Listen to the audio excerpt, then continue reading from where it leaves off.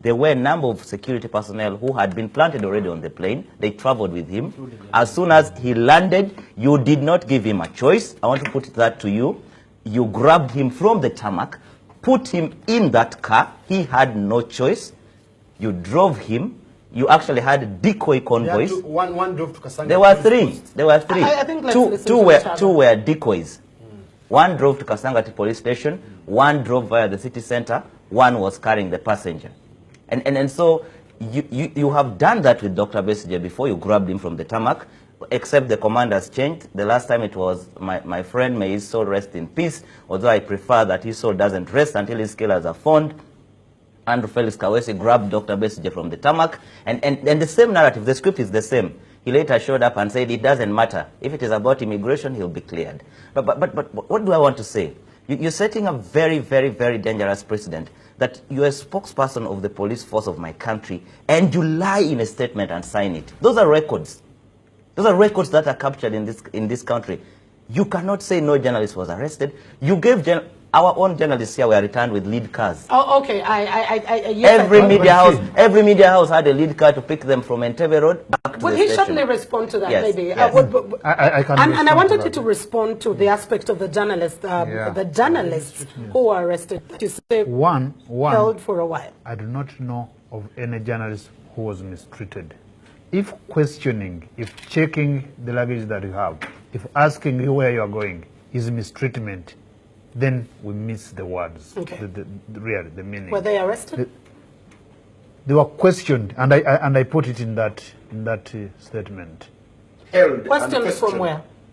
Held for hours. Some from Chisubi and some from Kajansi, and they were asked if they were cleared to go undercover.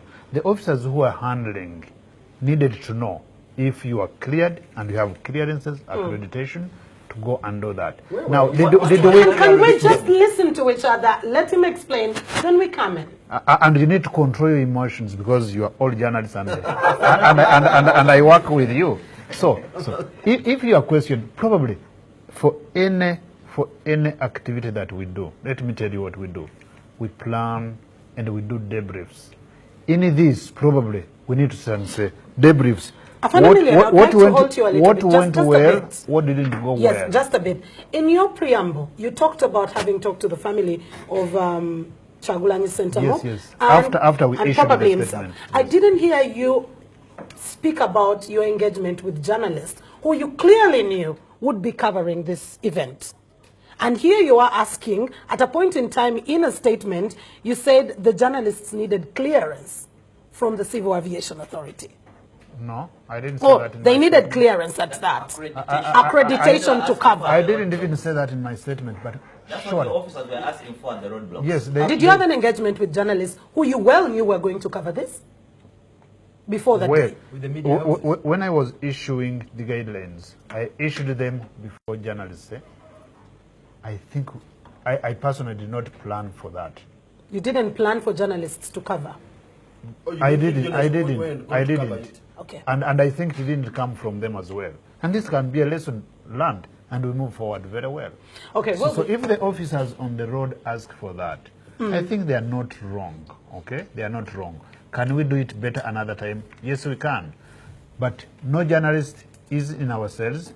No equipment is lost. If it is, can we know? Because by the time I issued the statement, I had to call every station. Do we have a journalist arrested? Because you are not everywhere. And they told me no. The ones that we questioned, we gave them options. If you are accredited, you proceed. If you are not accredited, where was the accreditation done, and who exactly did the Again, that's the challenge. Again, that's the challenge. Who accredits journalists for covering events like this? Is it the police that accredits? Who accredited at this point in time? Because at least if there is an accreditation process, media houses are sent a message, sending the names of the journalists. Let's get to know who covers what. I think that's a mishap that happened. A lesson that we can pick. Okay, so that's something that we can pick. Okay. Really, we should. Lesson taken from them. For those that we asked and they said no, we are not accredited. We don't have to force ourselves into this. And they returned home Fine. All right. That happened. Well, so there is no lie. we will be. There will be. That's again another lie. They did not have a choice. They did not have There a was no choice. accreditation process. First, let me put this to you. I don't gain anything from saying non-factual statements on national TV. You held a number of journalists for a couple of hours. Yes. And for about 4 hours, I can mention names. You held them, you questioned them, you were not allowing anybody who is a journalist, the few journalists who even made it to Entebbe town. Even if Njala had told you that I am going to Entebbe town for my social evening, you wouldn't let him. That's why he was picked from Chisubi. He lives in that area. It was deliberately planned. My sources in security had already indicated. There's a reason why, for example, I did not show up on Entebbe Road. I already knew, one, journalists were not welcome, and two, I knew I would not set my eyes on Robert Chagula. It was a planned, not, there was nothing like whether you are accredited or not, journalists were not welcome. And it was maybe a you deliberate weren't security deployed strategy. in that area as well, Exactly. but deployed in Magere. But I I want you to, I want to come to you after talking to a few of the panelists as we get more information.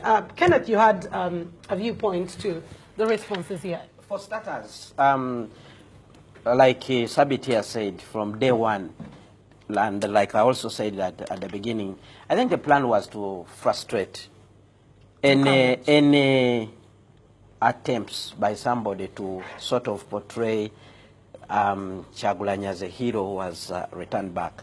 Let's be honest. First of all, Afande Milian Kayima here says that they looked for the family and what. I think Honorable Chagulanyi ceased to be only a family matter. We know people who belong to this political pressure group called the People Power. We saw them addressing a press conference the previous day, issuing their sort of arrangement on how they were going to welcome one of their own. And beyond looking for Honorable Chagulanyi's immediate family members, the police would have engaged the People Power people, and we already know them. Beyond that also, we saw other things that happened, like deployment at homes of other political leaders, like the Honorable Arias Lukwago, and a number of others who were actually thought to be in the group that would go to receive Honorable Chagulanyi. We saw the lawyers, Honorable Asmani Basaliwa, being blocked on Entebbe Road and pulled back to Kampala. All those people, we know who the leaders are. He also hinted here about Honorable Mr. Nicholas Opio. So the other people who could have helped the police to make an arrangement that is better were actually not engaged. The problem is the police and the security took over the arrangements of welcoming back Honorable Chagulanyi without due consultation with the team that he belongs to.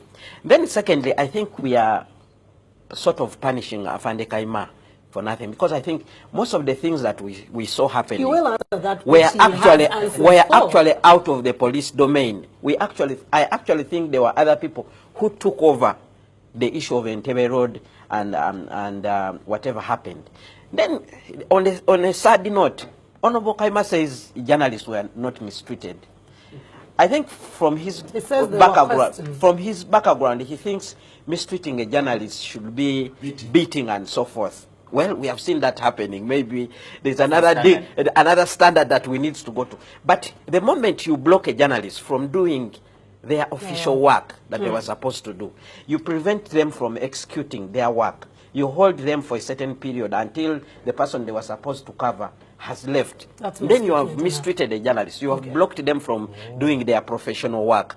So that is something that you need to know. And for the police also to say, as we get, for the police also to say that they did not anticipate journalists to go and cover Honorable Chagulanyi. That shows you the level of intelligence. I don't know. I don't know how to say it. The level of impunity with which they consider Honorable Chagulanyi and maybe other political players, because I think they knew Chagulanyi would come back. They knew the kind of welcome he would get.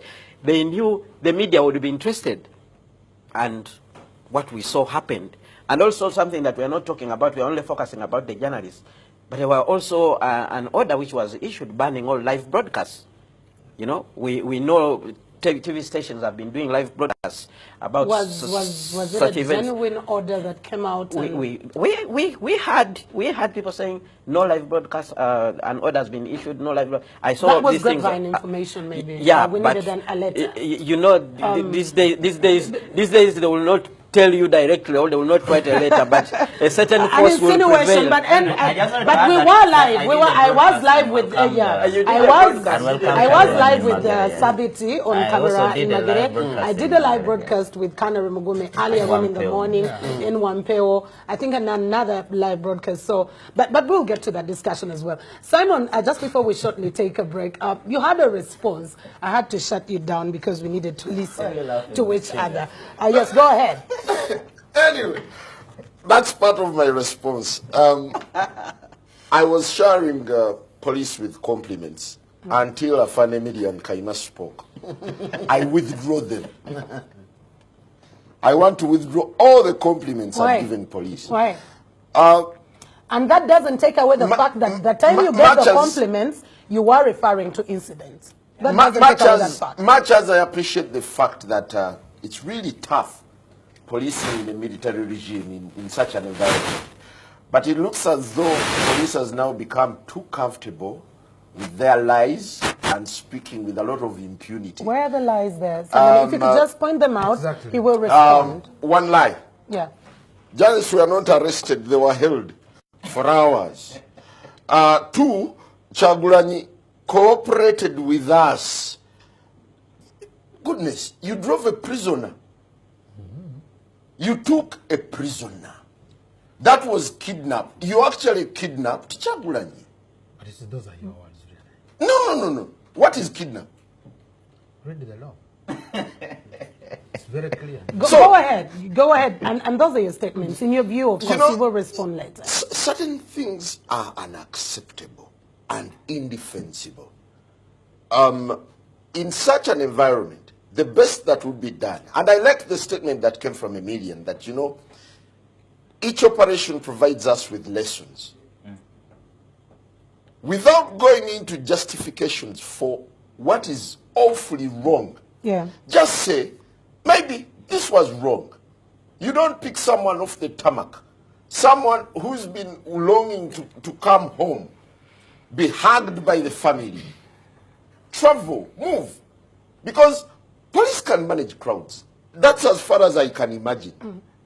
If we have a police that is logistically well, that is professional, they can manage crowds.